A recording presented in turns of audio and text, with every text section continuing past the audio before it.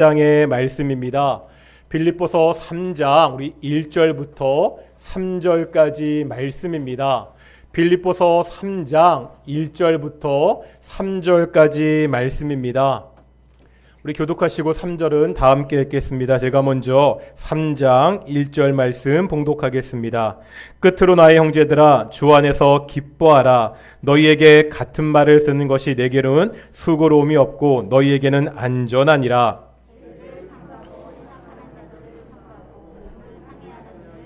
함께 읽겠습니다. 하나님의 성령으로 봉사하며 그리스도 예수로 자랑하고 육체를 신뢰하지 않는 우리가 곧 할례파라. 아멘. 이 시간에 우리 갈릴리 찬양대 여성 중창단 찬양으로 하나님께 영광 돌리시겠습니다.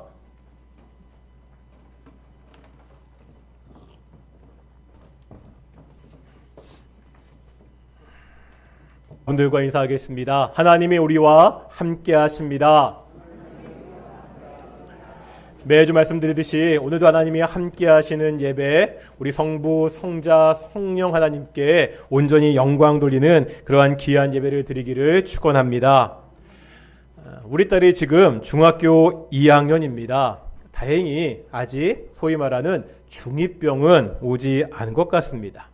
그래도 조금씩 그 징세가 보일 때가 있습니다. 제가 딸에게 뭐라고 이야기하면 이렇게 대답할 때가 있습니다. 알았어요, 알았어요. 어떤 느낌인지 아시겠습니까? 제가 무슨 말을 하면 알았습니다. 이렇게 공손하게 대답하는 말이 아니죠. 알았으니까 잔소리 좀 그만하세요. 알았다니까요. 또 그 이야기 안 해. 이런 뉘앙스입니다. 사람인지라 욱하기도 하고요. 이걸 확 그런 생각이 들 때도 있는데 그렇지 않습니까? 사람들은 보통 이렇게 똑같은 이야기를 계속해서 듣는 것을 싫어합니다. 게다가 그 이야기가 충고라면 더욱더 싫어합니다. 하지만 이야기를 하는 사람의 입장에서 생각해 보겠습니다. 왜 똑같은 이야기를 반복하는 거죠? 그만큼 중요하기 때문입니다. 아무리 반복해서 강조해도 지나치지 않기 때문입니다. 오늘 본문에 보면 바울이요, 바로 이런 심정으로 이야기하고 있습니다. 오늘 본문 3장 1절에 보면 바울은 끝으로 하면서 이야기를 시작하고 있지요. 지금 화제를 새롭게 전환하고 있습니다. 다시 한번 너희가 주 안에서 기뻐할 것을 강조하면서 이야기를 시작하고 있지요. 그런데 이제부터 바울이 할 이야기는 새로운 것이 아닙니다. 1절에 보면 뭐라 말하고 있죠? 너희에게 같은 말을 쓰는 것이, 이렇게 말하고 있습니다. 어떤 의미입니까? 이미 바울이 했던 이야기입니다. 지금 바울은요, 했었던 이야기를 다시 반복하고 있습니다. 이유는 간단하죠. 이유가 뭐라고요? 그만큼 중요하기 때문입니다. 했던 이야기를 또 해야 되는 것만큼 이 문제가 시급하기 때문입니다. 내가 이렇게 반복해서 이야기하는 것이 나에게는 수고가 없고 빌립보 교회에는 안전하다고 그렇게 이야기하고 있습니다. 바울이 반복하면서 강조하는 이야기가 뭐죠? 오늘 본문 2절에 나와 있습니다. 오늘 본문 2절 보실까요? 여기에 보면 반복되는 단어가 나오죠. 어떤 단어가 반복되고 있죠? 삼가하라. 세 가지를 이야기하고 있습니다. 세 가지를 삼가하라고, 세 가지를 조심하라고 말씀하고 있습니다. 뭐지요? 첫 번째는 개들, 두 번째는 행악자들, 세 번째는 몸을 행하는 일입니다. 상의하는 것입니다. 세 가지가 나와 있지만 사실요, 이 세 가지는 다 동일한 대상을 이야기합니다. 유대 율법주의자들입니다. 당시 빌립보 교회는 다른 교회와 마찬가지로 유대 주의자들이 들어와 있었습니다. 이 사람들은요, 구약의 율법을 아주 중요하게 생각하는 자들이었습니다. 믿음으로 복음을 받는다는 이 진리에 대적하는 자들이었습니다. 예수 그리스도의 복음을 헛되게 만드는 자들이었습니다. 그러기에 바울은 지금요 아주 강력하게 이 사람들을 경계하고 조심하라고 그렇게 이야기하고 있습니다. 게다가 1절에 보니까 아주 모욕적인 말도 사용하고 있죠. 뭐를 삼가고요? 개들을 삼가고. 지금 유대 율법주의자들을 향해서 뭐라고 이야기하고 있습니까? 개들, 이렇게 말하고 있습니다. 설교 시간에 말하기가 좀 그렇지만 쉽게 말하면 너희는 개 같은 자들이다, 이렇게 말하고 있습니다. 우리가 성경에 보면 가끔 이런 강한 욕설이 나올 때가 있습니다. 복음서에 보면 세례 요한의 사역이 나오죠. 세례 요한이 세례 받으러 나온 사람들에게 뭐라고 이야기하죠? 독사의 자식들아. 독사의 자식들아 이렇게 말하니까 좀 고상한 느낌이 들지만 우리식으로 이야기하면 어떤 뜻이에요? 좀 말하기가 그런데요. 개새끼들아, 그런 식입니다. 설교 시간에 욕하니까 좀 이상하네요. 오늘 본문에서 지금 유대 율법주의자들을 개에 비유하는 것은 아주 심한 욕입니다. 여기서 말하는 개는요, 집에서 기르는 아주 귀여운 애완용 개가 아닙니다. 집도 없이 주인도 없이 떠돌면서 쓰레기와 오물을 먹고 사람들에게 해를 가하는 들개를 이야기하고 있습니다. 다 같이 한번 이사야 56장 보시겠습니다. 구약성경 1037페이지입니다. 구약성경 1037페이지 이사야 56장 보겠습니다. 구약성경 1037페이지 이사야 56장 우리 9절부터 우리 11절까지 같이 한번 찬찬히 읽어보겠습니다. 9절부터 11절까지입니다.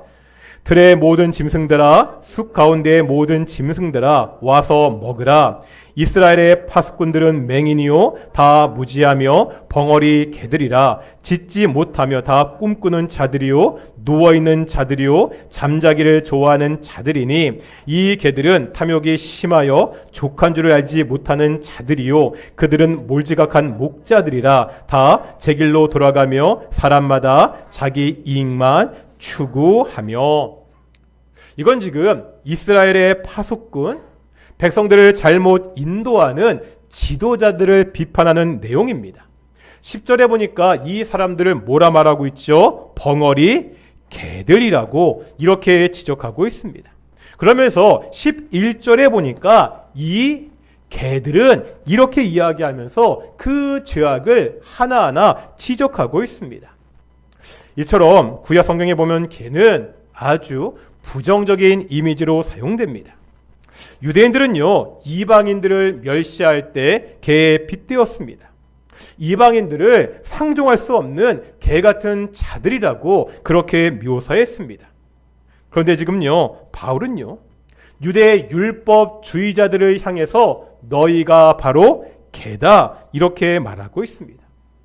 다른 사람들을 개라고 조롱했는데 바로 너희가 그런 사람들이라 이렇게 지적하고 있습니다. 또 오늘 본문 2절에 보니까 이 사람들은 행악자들이었습니다. 어떤 뜻이죠? 악을 행하는 사람들입니다. 율법주의자들은 자신들은 철저하게 하나님의 율법을 지키는 자라고 그렇게 이야기했습니다. 자기들은 율법을 지키는 참으로 의로운 자들이다, 참으로 선한 자들이다 이렇게 이야기했습니다. 그런데 바울은요, 이 사람들을 뭐라 평가하고 있죠? 너희는 행악자, 악을 행하는 자들이라 이렇게 말하고 있습니다. 마지막으로 2절에 보니까 이 사람들을 어떻게 평가하고 있죠? 몸을 상해하는 일을 삼가라 이렇게 말하고 있습니다. 여기서 말하는 몸을 상해하는 일은 할례를 말합니다. 할례가 뭔지 아시죠?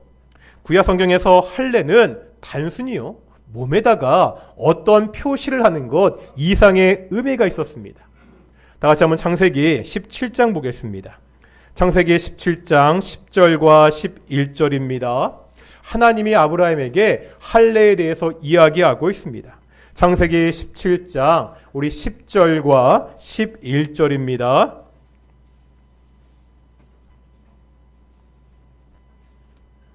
창세기 17장 10절 11절 같이 읽겠습니다. 시작. 너희 중 남자는 다 할례를 받으라. 이것이 나와 너희와 너희 후손 사이에 지킬 내 언약이니라. 너희는 포피를 베어라. 이것이 나와 너희 사이에 언약의 표징이니라.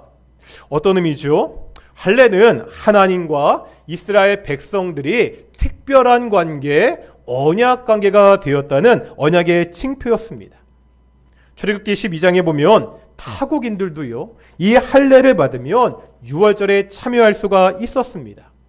사무엘상에 보면은요, 다윗이 골리앗을 보고 뭐라고 이야기하죠? 저 할례 받지 못한 자가. 이스라엘 백성들에게 할례를 받지 못한 자라는 표현은 모욕적인 표현이었습니다. 예수님도요, 이 구약의 규례를 쫓아 8일 만에 할례를 받으셨습니다. 그런데 지금 바울이 뭐라 말하죠? 이 할례를 가지고 단순히 몸을 상하게 하는 일이라 말하고 있습니다. 그냥 양피를 베어난 것뿐 아니냐 이렇게 조롱하듯이 말하고 있습니다. 그 이유가 뭐죠? 할례가 아무런 의미가 없기 때문입니까? 구약시대에 하나님이 명령하신 이 거룩한 예식에 대해서 바울이 이렇게 이야기하는 이유가 있습니다. 할례에서 중요한 것은 이제 하나님의 백성이 되었다는 것입니다. 할례는 그 상징입니다. 할례를 받아서 하나님의 백성이 되는 것이 아닙니다. 하나님의 백성이 되었다는 그 고백으로 할례를 받는 것입니다. 문제는요, 시간이 지나면서 이 할례의 참된 의미가 점차 사라졌습니다. 하나님의 백성이라는 의미보다는 이 할례라는 그 형식 자체에 얽매이게 됩니다. 하나님의 계명은 지키지 않습니다. 하나님의 말씀대로 살지 않습니다. 그러면서 자기들은 할례 받은 아브라함의 자손이라고 그렇게 자랑스럽게 떠들기만 합니다. 이미요, 구약의 선지자들도 이 점을 지적했습니다. 다 같이 예레미야 4장 4절 보시겠습니다. 구약 성경 1056페이지입니다. 예레미야 4장 4절입니다.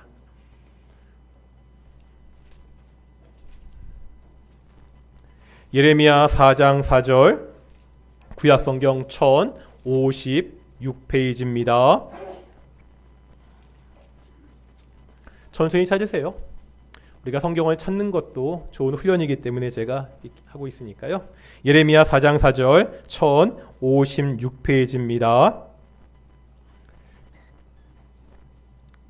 구약성경 1056페이지 함께 읽겠습니다. 시작. 유다인과 예루살렘 주민들아, 너희는 스스로 할례를 행하여 너희 마음 가죽을 베고 나 여호와께 속하라. 그리하지 아니하면 너희 악행으로 말미암아 나의 분노가 불같이 일어나 사르리니 그것을 끌 자가 없으리라. 아멘. 지금 선지자가 예루살렘 주민들을 향해서 할례를 행하라 이야기하고 있죠. 그런데 이 할례는 몸에 받는 할례가 아닙니다. 뭐라고 이야기하고 있죠? 마음의 가죽을 베라. 마음의 할례를 이야기하고 있습니다. 어떤 뜻이죠? 할례를 받는 것은 그냥 종교적인 형식이 아니라는 겁니다. 내가 하나님께 속했다는 신앙 고백입니다. 내가 이제 하나님의 백성이 되었다는 신앙 고백입니다. 선지자는 지금요, 이 신앙 고백을 회복하라고 외치고 있습니다. 마음의 할례를 받고 너희의 악행을 그치고 이제 하나님께로 돌아오라고 그렇게 외치고 있습니다. 유대 율법주의자들은요, 할례가 본래 가지고 있던 이 신앙 고백을 잊어버렸습니다. 할례라는 형식에만 얽매였습니다. 너희가 할례를 받지 않으면 구원을 받지 못한다, 이렇게 가르쳤습니다. 바울은 이것을 도저히 용납할 수가 없었습니다. 우리가 구원을 받는 것에는 다른 것이 필요 없습니다. 오직 복음입니다. 오직 믿음입니다. 예수 그리스도, 이 피 묻은 복음에 다른 행위를 덧붙이는 것은 다른 복음입니다. 바울은요, 예수의 복음 위에 다른 복음을 전하는 이 사람들을 개라고, 행악자라고 지금 강하게 비난하고 있습니다. 그러면서 이제 3절입니다. 오늘 본문 빌립보서 3장 3절 다 같이 한번 읽어보겠습니다. 3장 3절입니다. 시작. 하나님의 성령으로 봉사하며 그리스도 예수로 자상하고 육체를 신뢰하지 아니하는 우리가 곧 할례파라. 이제 3절에 보니까 누가 진짜 할례파인지 이야기하고 있습니다. 이건 역시 몸에 받는 육체 할례를 말하는 것이 아닙니다. 어떤 뜻이죠? 누가 진짜 하나님의 백성이냐? 누가 진짜 하나님의 자녀인가? 누가 정말로 구원받은 사람이냐? 이것을 말씀하고 있습니다. 물어보겠습니다. 우리가 구원받았는지 어떻게 알 수 있죠? 내가 구원받았던 증거가 뭐지요? 성경을 보면 우리의 구원의 증거를 단순히 종교 행위로 이야기하고 있지 않습니다. 얼마나 예배를 많이 드리는지, 얼마나 교회에서 봉사를 많이 하는지, 얼마나 헌금을 잘하는지, 어떠한 직분을 가지고 있는지, 얼마나 오래 교회에 다녔는지, 이런 외적인 모습을 가지고 그 사람이 구원받았는지 알 수 없습니다. 오늘 본문에서 바울도 마찬가지입니다. 바울이 이야기하고 있죠. 어떤 사람이 참 할례파죠? 다시 말하면 어떤 사람이 구원받은 하나님의 백성입니까? 3절에 보니까 세 가지를 말씀하고 있습니다. 3절 보실까요? 첫 번째, 어떤 사람이죠? 하나님의 성령으로 봉사하는 사람입니다. 두 번째, 어떤 사람이 구원받은 사람이죠? 그리스도 예수로 자랑하는 사람입니다. 세 번째, 어떤 사람이 구원받은 사람이라고요? 육체를 신뢰하지 않는 사람입니다. 오늘은 그 중에 첫 번째만 보겠습니다. 참 할례파, 정말 구원받은 하나님의 백성은 성령으로 봉사하는 사람입니다. 여기서 이 봉사라는 말을 좀 살펴봐야 됩니다. 이 말이 우리가 어떠한 일을 하는 것, 이것을 의미하지 않습니다. 교회에서 여러 가지 직분으로 섬기는 것을 의미하지 않습니다. 영어 성경을 보면 대부분 worship 이렇게 번역하고 있습니다. 어떤 뜻이죠? 하나님께 예배하는 것입니다. 그렇다면 누가 정말로 구원받은 하나님의 자녀입니까? 하나님의 성령으로 뭐하는 사람들? 예배하는 사람들입니다. 조금 전에 종교적 행위가 구원의 증거가 될 수 없다고 말씀드렸습니다.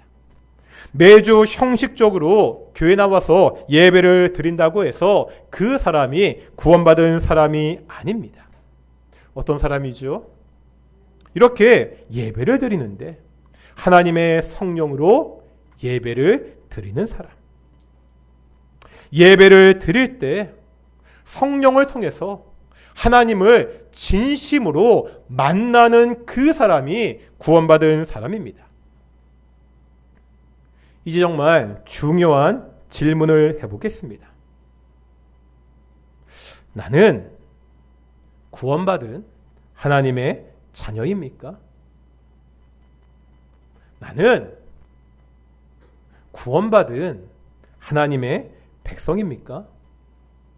이 질문을요, 오늘 본문에 나오는 바울의 말로 바꿔보겠습니다. 어떻게 바꿀 수 있죠? 지금 나는 하나님의 성령으로 예배하고 있습니까? 지금 나는 성령을 통해서 이 시간 하나님을 만나고 있습니까? 어떠신가요? 우리는 지금 어떠한 마음과 어떠한 태도로 예배 드리고 있죠? 베이징의 천안문 광장에 가면 그 건너편에 마오쩌둥 사당이 있습니다. 마오쩌둥은 중국의 국민적인 영웅이죠. 이 사당에 보면 마오쩌둥이 죽었을 때 그 모습을 그대로 보존해서 유리관에 그렇게 두고 있습니다. 많은 중국 사람들이 이곳에 와서 경의를 표합니다. 그런데 이 사당에 들어가는 것이 보통 까다로운 것이 아닙니다. 카메라 물론 찍을 수 없습니다. 가방이나 일체의 소지품도 가지고 들어갈 수 없습니다. 그래서 제가 갈 때도 조그만 배낭을 사당 건너편에 있는 물품 보관소에 맡기고 그렇게 들어갔습니다. 거기에 들어가서도 분위기가 장난이 아닙니다. 정말로 엄숙합니다. 절대 옆에 사람과 소리를 내어서 이야기해서도 합니다. 지금 살아있는 마오쩌둥을 보러 가는 것도 아니고 죽어있는 마오쩌둥을 보러 가는데 이렇게 까다롭습니다. 그런데 우리는 지금요, 누구 앞에 나와서 예배하고 있죠? 우리는 지금 어떤 분을 만나러 이 자리에 나와 있습니까? 이 땅을 창조하시고 지금도 이 땅을 다스리는 만왕의 왕에게 예배합니다. 이렇게 고백하잖아요. 전능하시고 무한하시고 거룩하시고 공의로우신 그 하나님 앞에 우리가 지금 나와 있습니다. 구약의 사람들은요, 이런 하나님이 앞에 나오는 것을 두려워했습니다. 이사야 선지자는 하나님의 임재 앞에서 이렇게 고백합니다. 화로다, 내가 망하게 되었도다. 나는 입술이 부정한 사람이요, 나는 입술이 부정한 백성 중에 거주하면서 만군의 여호와이신 왕을 배웠음이로다. 화로다, 내가 망하게 되었다고.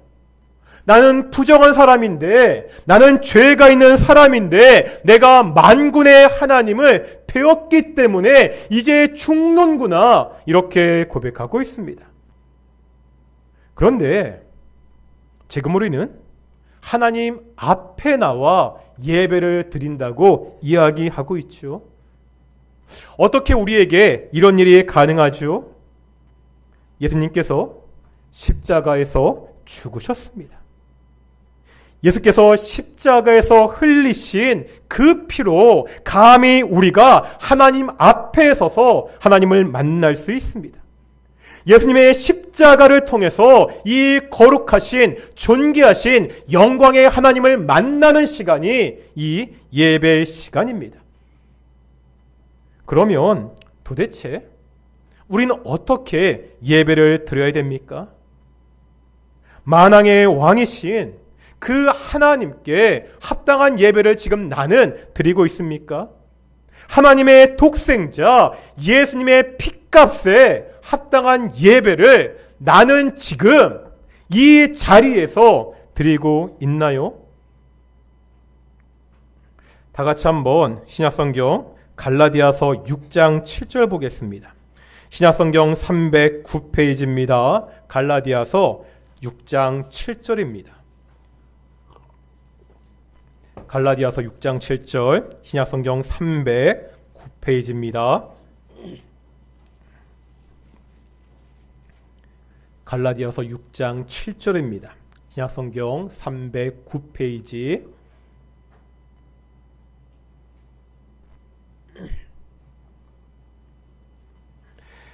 같이 읽겠습니다. 시작. 스스로 속이지 말라. 하나님은 업심여김을 받지 아니하시나니 사람이 무엇으로 심든지 그대로 거두리라. 아멘. 쉬운 성경은 이 구절을 이렇게 고백합니다. 스스로 속이지 마십시오. 하나님을 속일 수는 없습니다. 사람은 자기가 심은 대로 거둘 것입니다. 예배에 적용해 볼까요? 교회에 나와 있는 것으로 예배 드린다고 속이지 말아야 됩니다. 그렇게 예배하는 것은, 그렇게 말하는 것은 하나님을 업신 여기는 것, 하나님을 조롱하는 것입니다. 하나님은 우리의 조롱을 받으실 분이 아니죠. 우리 예배를 돌아봐야 됩니다. 내가 정말 예배를 드리고 있는지, 하나님을 업신 여기고 있는지. 나는 지금 이 예배 시간에 만왕의 왕이신 하나님을 만난다는 생각으로 나와 있습니까? 바울은 분명히 말하고 있습니다.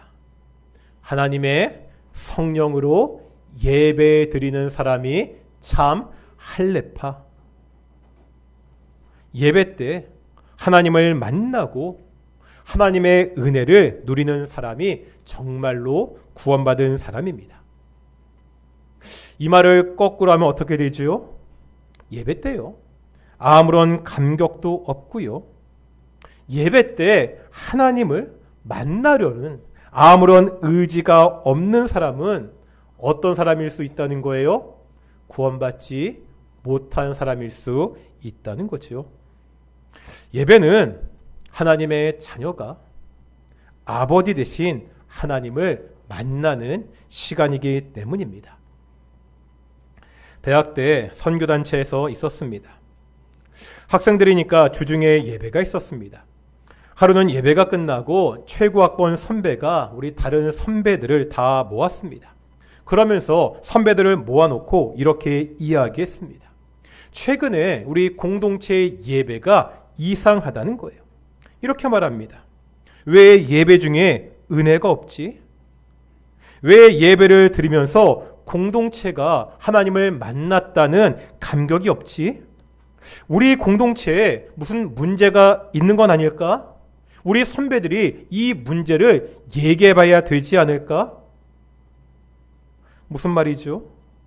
예배 시간에 하나님을 만나지 못한다면 그것이 이상해야 정상이라는 겁니다. 내가 주일날 교회에 나와서 예배를 드리는데 나에게 아무런 감격이 없다면 왜 그럴까?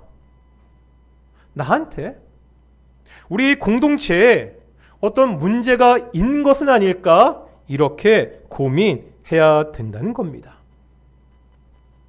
다시요. 예배는 하나님의 자녀들이 거룩하신 하나님 아버지를 만나는 시간이기 때문입니다. 우리 예배를 다시 한번 돌아보는 시간이 되기를 소망합니다.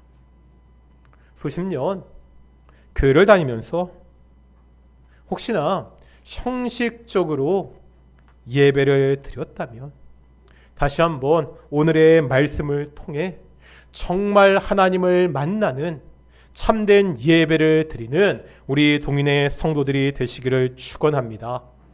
우리 함께 찬양하면서 기도하며 나아가겠습니다. 문들아 머리 들어라.